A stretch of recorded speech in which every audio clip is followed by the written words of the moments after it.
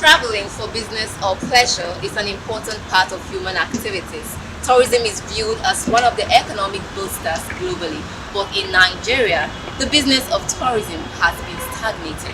Today on the Deep Dive Show, we will be talking about what the Nigerian sector needs in order to grow faster. I'm Tracy Dominic. Keep watching.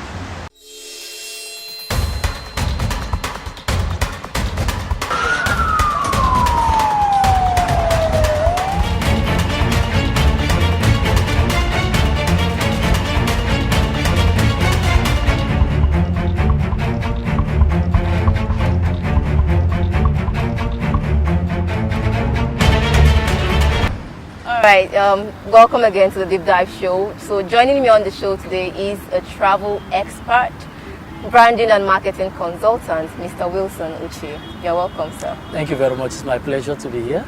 My pleasure. So speaking of tourism in Nigeria, in your years of experience, what's your view on the Nigerian tourism sector? Thank you very much, Tracy. I've had several times questions like this come to me. And the best way I can explain this is there has been several scenarios, and it's better explained that Nigerian tourism industry have actually had its growth and also its downtime, and this is actually can be explained from two angles.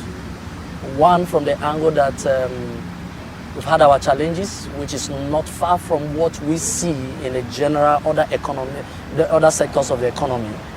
The tourism industry has its fair share of challenges that has actually faced our economy as a nation. And then coming to the global scene, of course, we've had the challenge of COVID, which brought about the lockdown. Of course, people were not allowed to move around, and that shut down the travel and tourism industry. For Nigeria, we have, I'll tell you that it's a kind of a mixed feeling. At some point, we saw a level of awareness and a certain level of growth. That started when the likes of His Excellency Governor Donald Duke once held sway in Cross River State. Then he paid attention, knowing fully well as if he understood that the economy is now moving out from the oil dependence to something different. So he needed to create something totally new. So that was how we came about what we saw today as Destination Calabar. And of course, he set the pace. People saw something that grew out of nothing. And then there is this excitement and enthusiasm where people became aware and longed to travel. Now we saw the Calabar Carnival. Yes. And people became excited because sometimes you see people who would prefer to travel abroad, especially during festive period. But now there's an alternative created, which is the Calabar Carnival. And beyond that, we saw a massive investment, which was not supposed to come from the government angle. It came from the government angle whereby he invested as much as billions of naira to build what we have today as Tinapa Resort. And all that were geared towards building, encouraging tourism. And even in that resort I have visited, we have a studio there. Yeah, yes, that's inside the studio. So it was supposed to be a reminiscence of what we have as the Hollywood, where you can have everything done within an enclave. So all of that would have actually boosted our economy or tourism industry. But of course, the gains that we saw with that also quickly went away with the rise in insecurity, and then inconsistency in terms of government policy. Of course, he made that massive investment, and there was this, in short, for the first time a government came out to declare profits over a certain project that has to do with tourism, we never knew that we can at least statistically give account of what our earnings from tourism is like. But of course, at the end of that Calabar Carnival, over a period of 2 or 3 years, we saw the government giving us account of how much they made from that, and there was a clear statistics to it. So then it now dawned on several other states that they should go invest in tourism. Between the year 2011 and 2013, even till 2014, we also saw Enugu having this Enugu Cultural Tourism and Cultural Fiesta. And we also saw almost a similar event like what we have in Calabar. And that also created awareness about Enugu tourism. That's the time when we started hearing the likes of Enugu, Eziago waterfall, and several other topics. So for us, it's been a mixed feeling. We make gains, and then when this government goes out and a new government comes in, the entire gain, we easily lose it. There is this inconsistency in terms of policy and continuity.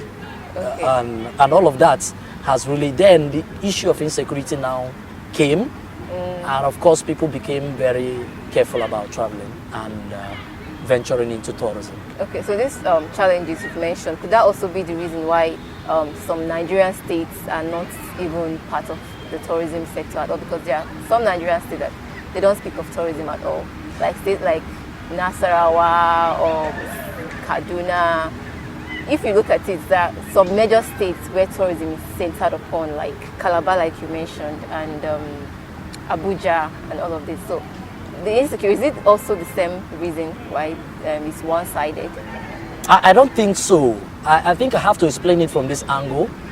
One is that, of course, there is this challenge of insecurity. If you go elsewhere in the world, like mention Israel now, of course, you know their challenge with Palestine. And of course, but you still see people travel and embark on pilgrimage to Israel. So it is not about having security challenge. It's about what the government is doing to assure, because for me to leave the comfort of my home and then go to somewhere, I need to be, my security needs to be guaranteed.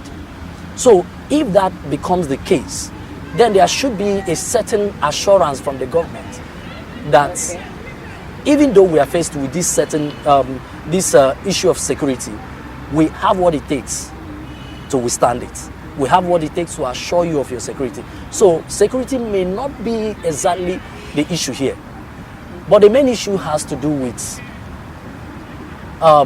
leadership. We saw what we saw in Calabar because there's a governor who saw beyond what the oil gives us. Yes. Yeah. So he decided to build a legacy. He also decided to build future through tourism or in tourism for his state. And we were not surprised when the entire oil for Cross River State were taken away. When the issue of Bakassi Peninsula came on board, Cross River lost entirely. In short, today we are talking about delisting Cross River from the oil producing states. But of course, they also have something to fall back to, which is, yes, they now, because somebody saw beyond what every other person is seeing. So we have governors or people who mount leadership position who don't have foresight. You just see politicians who are ready to just occupy the seat of governance without understanding what it takes to govern. So governance has to do with beyond just rallying people around. It's about building a structure that ensures growth, continuous growth in both the economy of the states and the development of the states. Okay. So I would say that the main issue here is about leadership. So those states that you see that don't have, every state in Nigeria, can assure you, have traveled to not less than 30 states in Nigeria. And in those states, every state in Nigeria has something unique. Nasarawa has something unique that Enugu cannot compete with. And they can produce exactly what Enugu can produce. But I keep telling everybody, like Enugu has. I once met with His Excellency Governor Sullivan Chime, and in my contribution, I made it very clear that Enugu has the highest concentration of tourist attraction. And I can argue it anywhere. And Enugu can produce 10 times what oil gives to Nigeria from tourism. And I made bold to say it. I would say that because people love to travel. I tell you, in Europe and in America, people, apart from working, they prepare for holiday.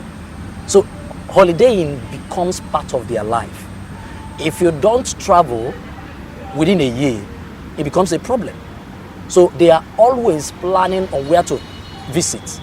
And in doing that, they are looking forward to having new experience, visit places, and also widen their scope, knowledge about things. And Africa is untapped.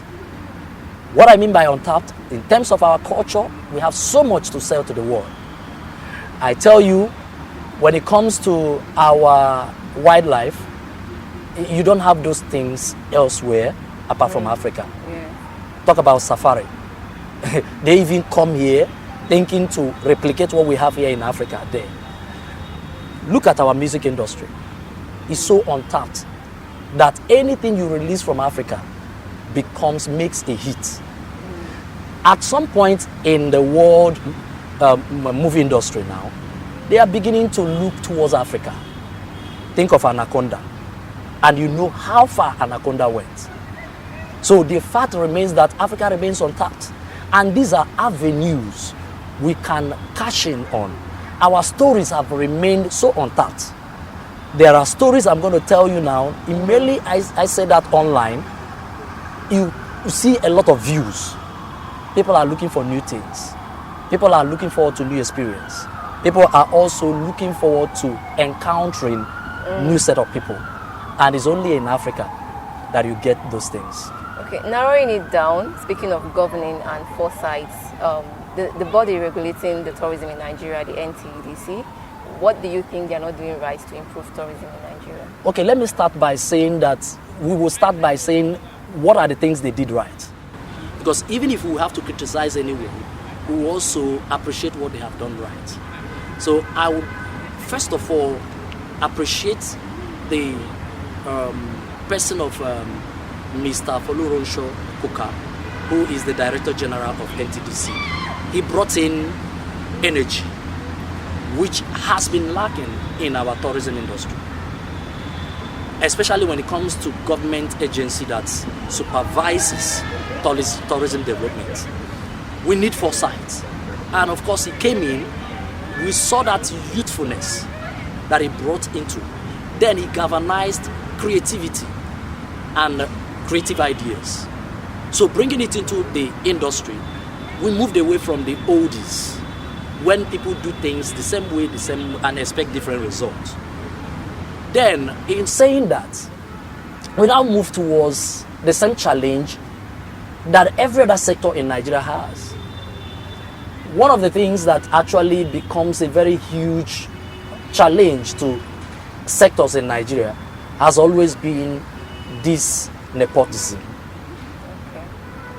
When someone comes into power, he wants to surround himself with his people, not looking at merit, not looking at what you are bringing on board.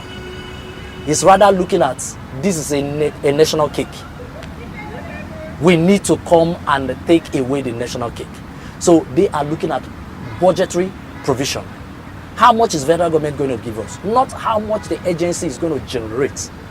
Because every government agency is meant to fashion out policies and galvanize efforts that will ensure that such sector or such agency brings in something into the development of the country or the economy, especially the tourism industry. I tell you, like I mentioned earlier, our earning for 2019 was about, our revenue was about $10 billion plus. But tourism industry contributed $1.5 billion in quotes. So if we made such little impact in the economy, that means we are talking about close to 10% of the revenue. You can imagine if we did much more. Of course, we would have made more than that. Let me give you an instance. A country like Ethiopia makes close to $10 billion from tourism and travel. How? Of course. What do you expect? When you have, they have a national carrier called Ethiopian Airlines. Okay. And there is this tendency that when you fly into Ethiopia, you may have to sleep over the next day. So of course you are going to stay in their hotel. So if we have 5,000 passengers routing their flights through Ethiopia and they have to sleep, of course 5,000 of them are going to, 4,000 of them are surely going to sleep in the hotels. Do you think that if we have 4,000 persons sleep in Enugu in a day, and on the average 5,000 each spent, multiply it, you know how much revenue that you are going to get in a day. That's a huge financial advantage. That is exactly what I'm saying. So now there's another one. When you sleep over in Addis and you have to stay longer than you are supposed to, you are offered a free city tour. That free city tour gives you a tip of what the city is like. Well, those are the perks in Ethiopia, Addis Ababa. We're talking about over No, I am Nigeria. just giving you an instance. Yeah, okay. So, peradventure, of course, we have people enter into Enugu. The question is the government agency in Enugu, can they give us a statistic account of how many persons are coming to Enugu? They don't have that. They don't have that. I have actually that's one of the investigated it. So we need to start with that, because when you have the numbers, when you have the data, you'll be able to plan. Weekends in Enugu, most hotels are fully booked. Have we ever asked ourselves how many bookings do we have in all the hotels in Enugu? Has the agency, government agency in Enugu, done a thorough job to say that we can say 3,000 persons lodged in Enugu this weekend? So if that happens, we can now begin to say, okay, fine, we can now plan and say that if those people come into Enugu, we can make arrangements with all the hotels and say, if your guest is going to stay more than a day, we might have to do a short city tour to show them around. And if we do that, I tell you, someone who has experienced Enugu in that way would want to come back again. You must have to come up with activities that is going to retain people, because there's a tendency that somebody come into Enugu and go without even experiencing what Enugu is like. Remember that Enugu is a historic city. Remember that Enugu is a cultural headquarter of Igbo land. Enugu is political headquarter of Igbo land. So there's so much that has to go into play. So we need to tell people the story. We need to bring people to see those things. There's a whole lot we can show people around. And all of that can translate into revenue. Definitely. And that will also attract tourists globally. Now, when somebody visits here and you show the person around, the tendency is that you have actually shown 10 persons around. Because he goes home and tells his experience. And thank God that we have this social media age. Immediately you are telling somebody this thing, the person is recording it and sending it on the net. Exactly. And before you know it, you have views. So we need to do more. Okay, so finally, as a travel expert, what are some of the challenges you faced in your organization in terms of tourism? Of course, I would start by saying that we've not had that communal development in terms of people who are involved. We've not had that. Everybody come together or government planning for such. But rather what we see is a situation whereby people individually contribute their quota. Somebody like me, I contribute my quota, or I have been contributing my quota through I Tour Africa, I Tour Coast City, I Tour Akwa Ibom, I Tour Eco, and all of the I Tours, and then Coast City Tour. So when we contribute our little quota, and another person does, if we don't put the strength together, which government should help harness. Of course, there should be a way that government brings together all the tour operators or people who promote tourism in Enugu. Let us have a roundtable meeting. Let us look at what your challenges are. Because some of these challenges are things that the government has to handle. Like, let me give you an instance. I, as a person, I also have my constraints. If I have to bring in people and they have to visit this park, of course, for you to encourage me to bring more people into the park, there should have been concession, or what we call waiver. Okay, since you are a tour operator, we could give you a 10% discount for any person you bring. That will motivate me to do more. Yeah, exactly. That is it. Then there should be shuttle provided for tour operators. It can actually be kept to one place, and the government will say, we are providing these vehicles. If you want to go to a Ziago waterfall, make use of it at a very discounted rate. The government at the same time is making revenue out of it, and at the same time encouraging tour operators to do. Why? Because if I have to go and rent vehicle, they charge me so expensive, costly, and in turn I'm going to tell my tourist the amount, and the tourists might feel discouraged. Do I have to spend so much to get to this place? And then look elsewhere. And then look elsewhere. Excuse me. So that is it. So there has to be a way, a concerted effort, through which the government or governments would encourage local tour operators to be able to drive the traffic that we are expecting. Then the last one is the issue of security. We've over the years tried to manage the issue of security. Security is not something you manage. Security is something you deal with. And dealing with security has to do with head-on. You don't pet a criminal, because a criminal is always a criminal. There's no how you pamper a criminal that changes the criminal. You have to address the issue that makes that criminal a criminal.